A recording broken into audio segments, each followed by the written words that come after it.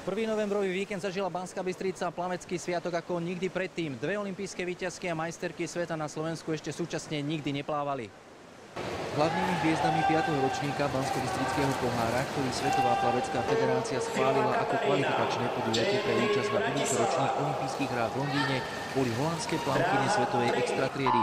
Olympijské víťazky a majsterky sveta v štafete na 4x100 metrov voľným spôsobom Marlene Feldscheidová a Ranomi Kromowidžodžová, ktoré doplňala bronzová medailistka z ročných majstrovstiev sveta v Šangaji v disciplíne 200 metrov znak Sharon van Rouwendalová. Toto pre nás nebola kvalifikácia, ale bol to dobrý test. Mojím cieľom bolo v prvom rade si dobre zapretekať. Zatiaľ neplávame príliš rýchlo. Nový bazén, voda bola dobrá, vyhovovali mi takisto dráhy. Nič výnimočné v tomto štádiu, preteky boli dobré, ale časy neboli príliš rýchle. V zrekonštruovanej plavárni na Banskobystrických Šťavničkách sa predstavilo 171 plavcov zo 7 štátov. Bolo to veľmi ťažké zabezpečiť toto podujatie takými skvelými plavcami, ako je tento holandský trojlistok, ktorý sa predstavil v Banskej Bystrici a vlastne na Slovensku prvýkrát v histórii. Jediné také veľké preteky boli v Bratislave, veľká cena Bratislavy, Grand Prix, takže to boli najväčšie a vlastne tam som spravila aj moje slovenské rekordy. O bodovo najhodnotnejší výkon podujatia sa postarala práve Marlene Feldscheidová v disciplíne 50 metrov voľný spôsob, ktoré získala na svetovom šampionáte v Šangaji bronz a spolu s druhou Ranomi Kromowidžodžovou na majstrovstvách sveta striebornou z 50 a bronzovou zo 100 voľným spôsobom pokorili aj A-limit na olympiádu do Londýna. Štvrtý najhodnotnejší výkon v kategórii žien predviedla najlepšia slovenská plavkyňa uplynulých 2 rokov Katarína Listopadová na motýlkárskej stovke. Po boku týchto hviezd sa pláva veľmi dobre, naozaj sú to kvalitní plavci, ale nakoľko sme stále v tréningovom procese, neplávame také rýchle časy, ako zvykneme plávať na vrcholných podujatiach, ale myslím si, že voda je naozaj rýchla, bo napriek tomu, v akej sme veľkej únave, dokážeme plávať relatívne rýchle časy. Medzi mužmi dominovali takisto holandskí plavci z početnej výpravy PSP Eindhoven.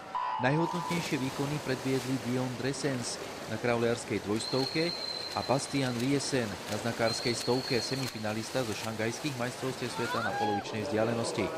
Tretím najhodnotnejším výkonom potešil slovenský plavec Richard Nať v disciplíne 400 metrov voľný spôsob. No, jeden bod mi ušlo druhé miesto a tak to trošku zamrzí, ale ináč super. Teším sa na to, v akej fáze prípravy sme, tak je to dobré. Súčasná slovenská jednotka Roman Kučík triumfoval na kravliarskej 50-ke. Zatiaľ príprava ide a ja som spokojný s tým pretekom, lebo je to štart a vlastne vieme, na akej úrovni sme teraz. Je silný, v tom bazéne robí pokroky.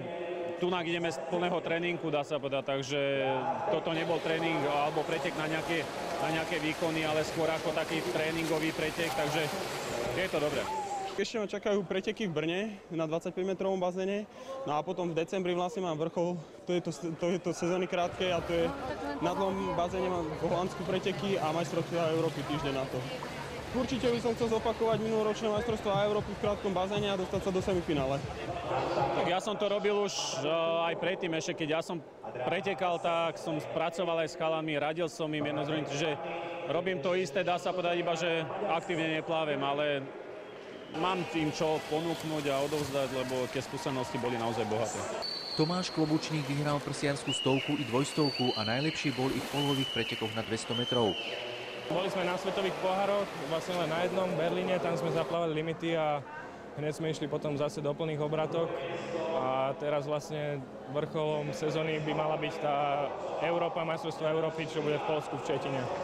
Vo veľmi dobrom svetle sa ukazuje dvojnásobný majster Slovenska ešte len 14-ročný Andrej Brozman z usporiadateľského plaveckého oddielu klubu telesnej výchovy UMB Banská Bystrica. Tie osobáky aj všetky tie časy zodpovedajú na tej úrovni, čiže som šiel čo najlepšie a tak to aj dopadlo tými medailami a tak. Rekord meetingu bol prekonaný v 9 disciplínach. Hlavne to stredné pole sa dosť kvalitňuje za posledné roky, kedy si tam boli dvaja, traja vyčnievali, potom to bolo rovnaké. Teraz tá špička je strašne hustá, že je to určite obťažnejšie a tým pádom aj pre to slovenské plávanie, lebo tých plavcov v tom seniorskom veku, kedy by mali mať ten športový vrchol na tej európskej úrovni aspoň, tak tých je čoraz menej a menej.